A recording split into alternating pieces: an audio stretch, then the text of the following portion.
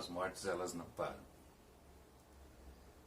Semana passada eu havia feito um vídeo para poder falar de 9.000 mortes, e aí chegamos nas 10.000, nas 11.000, e elas vão nesse crescente, e de tudo isso, excluindo o fato que nós estamos num ambiente natural, portanto nós estamos sujeitos às pressões que o ambiente nos impõe, como os vírus, as bactérias, estamos dentro do ecossistema.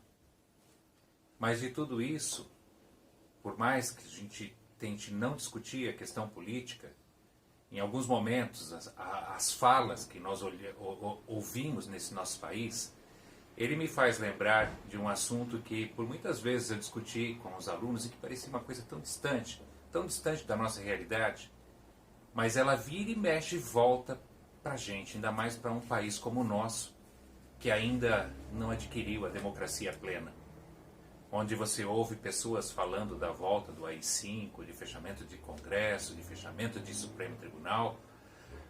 Isso é coisa de quem não consegue conviver com a diferença, com a democracia, com visões diferentes. Hoje nós estamos vivendo num país que, além dessa pandemia terrível, levando a vida de muitos brasileiros e no mundo todo, nós agora temos que lutar contra inimigos ainda maiores que estão tentando destruir a nossa biodiversidade, ultrapassando as fronteiras das terras indígenas, que são os únicos locais onde nós podemos ainda ter intocável a tamanha biodiversidade que esse país tem, com vários biomas. Agora a Mata Atlântica em risco novamente, porque se tenta anistiar os desmatadores, beneficiando os grandes no Brasil. Essa elite que ela nunca está satisfeita com a riqueza que já tem. Mas tudo isso me faz lembrar um processo terrível que nós ainda vivemos aqui, que é a eugenia. Um movimento que começou na Inglaterra no século XIX, onde em algum momento, depois das leituras de Charles Darwin, que falava que na natureza existe um fenômeno comprovado de seleção natural, e aí dentro da seleção natural, o mais adaptado sobrevive, aquele que tem mais preparo para ficar no ambiente sobrevive.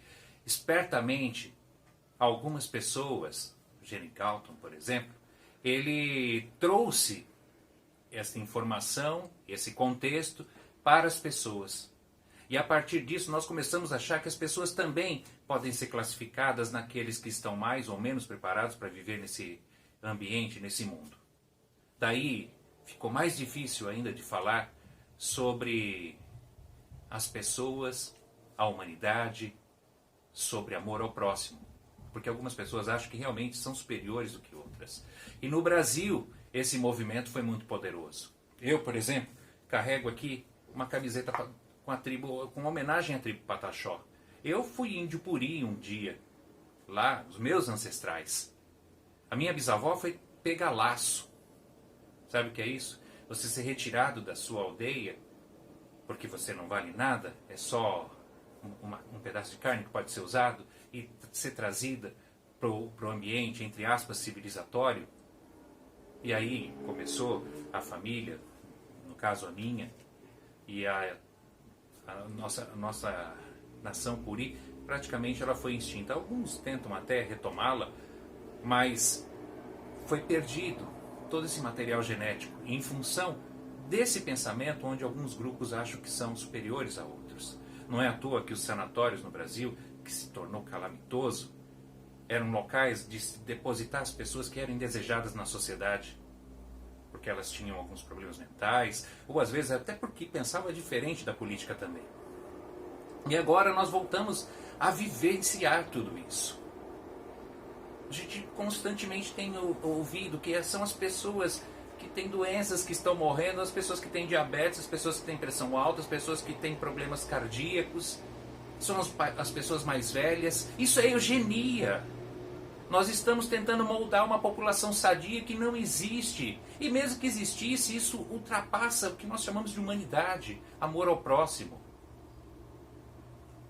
Esse processo eugenista ceifou a vida de judeus já nos campos de concentração, ceifou os negros no Brasil, ceifou os índios no Brasil, e vem ceifando pessoas constantemente, porque a gente já não está mais conseguindo distinguir os discursos quando eles são extremistas, que nos levam para as câmaras de gás, para as câmaras da morte, que nos entregam no dia a dia para as condições ruins de vida, porque às vezes, pensando assim, até uma favela é um processo eugenista também. E nós vamos aceitando tudo isso, tornando naturalizado a eugenia. E foi por isso que ela cresceu tanto na Alemanha. Os outros países tentaram, só que eles estavam mais atentos, ou talvez porque viram o que a Alemanha fez, e aí eles diminuíram o ritmo do processo eugenista, mas eles continuaram e continuam até hoje.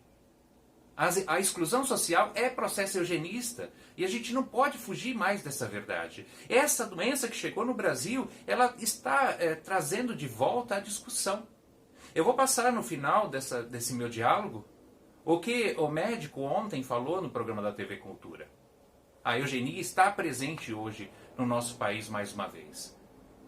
E ao mesmo tempo, esse processo eugenista que atinge os humanos, eles são estendidos também depois para a exploração dos recursos naturais. E que nós estamos com um grave momento atual. Eu, por exemplo, vivo em Itapecerica da Serra, tem vários locais onde estão sendo desmatadas as áreas remanescentes de Mata Atlântica.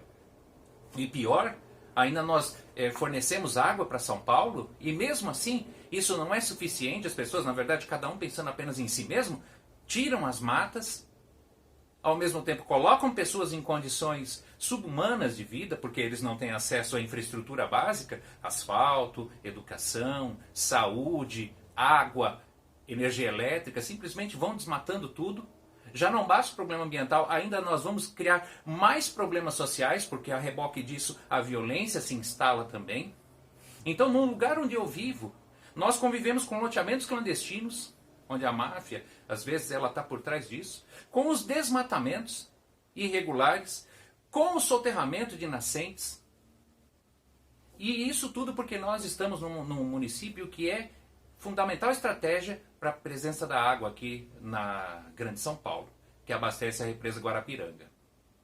Afora que a Sabesp nem paga pela água que nós produzimos aqui, então o município vai ficando pobre porque também não consegue atrair outros setores da economia para poder desenvolver, porque existe também uma restrição aqui legal, então tudo isso contribui para o desmatamento ainda maior e sem controle. E no restante do país, então, nem se fale, porque onde estão as terras indígenas são os locais atualmente onde mais está acontecendo violência no campo. É minerador que está entrando nessas terras para poder minerar, porque o presidente endossou indiretamente, não permite nem que sejam destruídos os maquinários, como se fosse de pessoas de direito que entram com seus maquinários e por um acaso a polícia pega, coitados, né, que estão ali, mas não estavam fazendo nada de errado. E aí para você retirar um trator daquele lugar é difícil, ainda mais por pouco recurso que os policiais ambientais têm. A exoneração dos fiscais ambientais no Brasil como um todo, porque estão fazendo esse trabalho de fiscalização. Índios sendo assassinados a todo momento, porque índio não vale nada, né? Segundo a tradição eugenista, porque está atrapalhando o progresso do país. E mais uma vez a palavra progresso vem com um claro valor eugenista implícito nela. Ou nós acordamos, ou o que vai sobrar desse país é nada dos valores culturais do seu povo, da natureza que possui, da importância dessa natureza para o mundo todo. Eu gostaria que vocês analisassem as palavras desse médico e tirem suas próprias conclusões. Antes nós ensinávamos a eugenia na escola, quando falava de genética, das leis de Mendel, e aproveitava para poder falar um pouco sobre isso, porque ela está sempre nos rondando como um fantasma, mas agora parece que ela resolveu dar as caras e se mostrar efetivamente. Fiquem atentos. A democracia, ela é um bem que deve ser disputado por todos nós. Quando eu falo disputado, nós não podemos nos calar. A democracia é nos ouvir. E não permitir que o que já aconteceu de barbárie no passado volte a se repetir.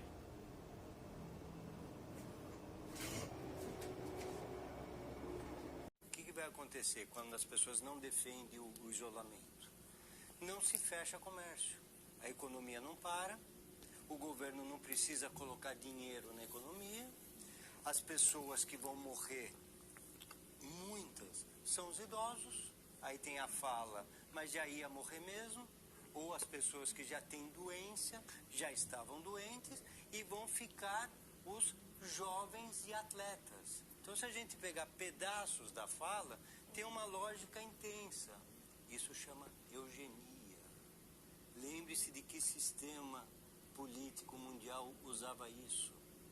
Então, quando você fala que morram os vulneráveis, para a gente ter uma geração saudável, pode ser que esteja permeando essa história de vamos acabar logo com essa tortura, não vamos ter o derretimento da economia. É uma coisa muito mais perversa do que simplesmente não acreditar na ciência. É um outro tipo de teoria que pode ser muito pior do que